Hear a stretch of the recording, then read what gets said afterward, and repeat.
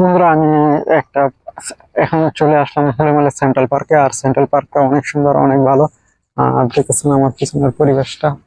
তো সামনে যাই, সামনে গিয়ে আপনাদের দেখাবো। তো সাথে থাকেন, দেখতে থাকেন, আশা করি আপনাদের কাছে অনেক ভালো লাগতেছে।